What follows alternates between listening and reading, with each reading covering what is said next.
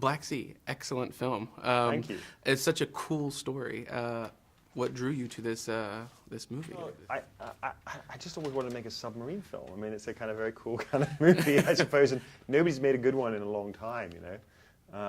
I think the last one that I really liked was Tony Scott's Crimson Tide, and there's just been, you know, over the years there's been some great ones, and I thought, wouldn't it be great to make a submarine movie which is kind of about guys who get trapped on the bottom of the sea? Because most submarine movies, it's about, you know, the fear of going down. Yeah. It's always about, oh God, the water's going to come. In this, without giving too much away, I probably shouldn't, but these guys go in search of this treasure, kind of, you know, doing a heist in some ways. But they end up on the bottom of the sea, and there's nobody to rescue them. They need to figure out how to get out of that situation. And I thought, nobody's done that before. And also, there's something about that situation that's going to bring out, the sort of tension of that situation is going to bring out truth about human nature, both the positive things about human nature and the dark things about human nature.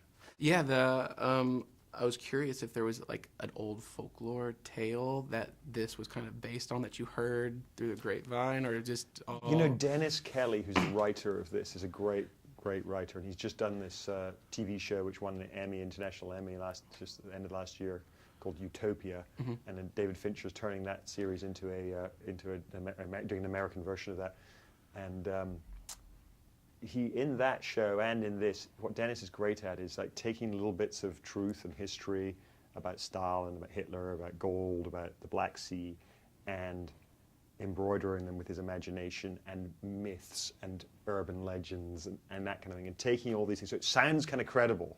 And it's the same thing in his TV show. He's got this sort of conspiracy theory thing going, but it all sounds kind of convincing, and you're sort of like, oh, is this actually true? Because he'll use like references to real people and that kind of thing. Yeah, that was cool.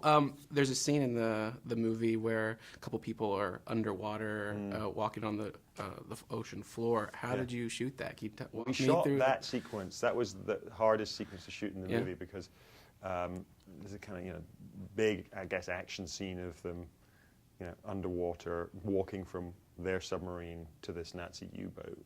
And we did it in a tank at Pinewood, which is the tank where they do Star Wars and they do Star Trek and they do all those kind of Bond movies and everything. Pinewood's Pinewood Studios outside London, and it's pretty small. It's like the size of an average size swimming pool, but it's a bit deeper. It's 30 feet deep or something, and you first see it and you think, how am I going to recreate the whole ocean in this swimming pool? But of course you use darkness, you make it very dark, and we wanted it to feel kind of scary down there, a bit like the big opening of Aliens or something, you know. And so you've got a lot of murk in the water, bits of seaweed floating around, which were actually bits of broccoli. You mush up bits of broccoli and you put them in, and then you pour milk in to make it murky too. So it's kind of like, it's all food stuff. It's kind of, you know, cuisine. Were you down in there too? No. No. I was up above with a nice monitor and headphones on. But yeah, that was hard to do. But we used darkness and this murkiness of the water, and then bits of CGI to extend things off so you see more than is actually there. So yeah, it's hard. It's hard. Everything that James Cameron said about filming underwater is true. Yeah. It's not to be undertaken lightly. How many days did it take to film this stuff underwater? Underwater was, it was meant to be 10 days, but it turned out to be quite a lot more because we had this terrible disaster where we put some foam on the bottom of part of the set because we wanted it to be, when the actors walked and it felt like they were on the bottom of the ocean, we wanted their feet to sink into it. And there was sort of sand and silt on top of this foam. And we didn't realize the foam had bromine in it, which reacts chemically with the chlorine and turns all the water bright green. And I don't just mean sort of green, I mean like fluorescent green, like a kind of terrible, like soda. And I came in one morning after we'd been filming for 4 or 5 days, and we just put this new bit of set in the bottom the previous night, and the whole thing was kind of glowing radioactively, and we couldn't film. We tried to get all these experts who look after pools and things to come and put chemicals in. Nothing worked. We had to drain all the water, 2.5 million liters of water, which is like, what, 800,000 gallons or something, out of the pool. and then scrub it down, and refill it, and that was a huge cost to us, and it meant it ended up taking like a month to shoot that sequence, and Wow. almost bankrupted us. Wow. It was a great sequence. That's something I want to see during it. You're a fan of film. What are some of your favorite scenes from movies that have always stuck with you? Oh wow, that's a hard one.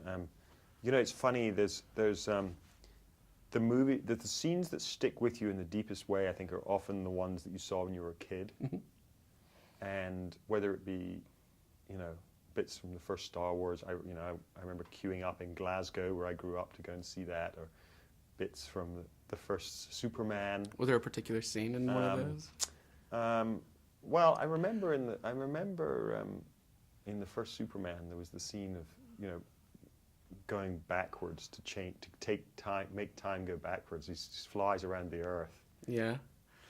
And I remember being really, really kind of... It's a cool scene. I thought that was very cool, as a 9-year-old or whatever, as an 8-year-old. But other scenes that, you know, the scenes that really stick with me that influenced this movie, actually, and one of them was the scene in The Treasure of the Sierra Madre. Oh, yeah.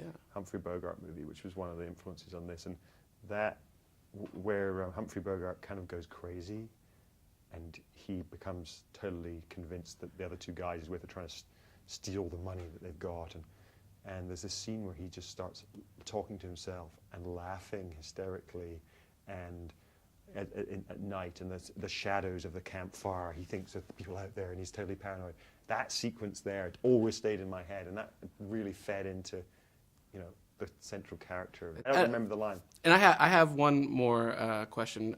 You did a film or a documentary, One Day in September? Yes. It was the Munich, right? Yeah, that's right, the Munich Could you tell me a little something about that? I haven't seen it yet, but I really want to Well, check that was out. that was the first kind of feature-length film I made. It was a feature documentary. Yeah. And I decided I wanted to make a film that was a kind of documentary thriller. So the idea was, I'd seen JFK, Yeah. and I thought, wouldn't it be cool to do like JFK but make it all real?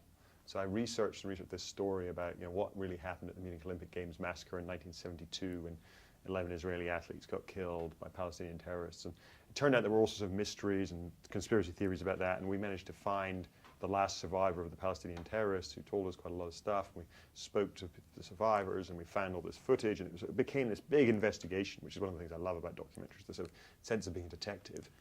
And yeah, we made a kind of a thriller out of it. And when the movie came out, it was very controversial, because kind of a lot of documentary kind of, you know, conventional documentary people were like, this is outrageous, you can't do this with a documentary, you can't make it so entertaining. And but it did really well, and it won the Academy Award that year or so for documentary, and that kind of launched me on my career. So that was an exciting time. Well, thank you so much. That's awesome. I can't wait to see that. Cool. Thank you. Thanks for the time. I like Pleasure. the movie. Great.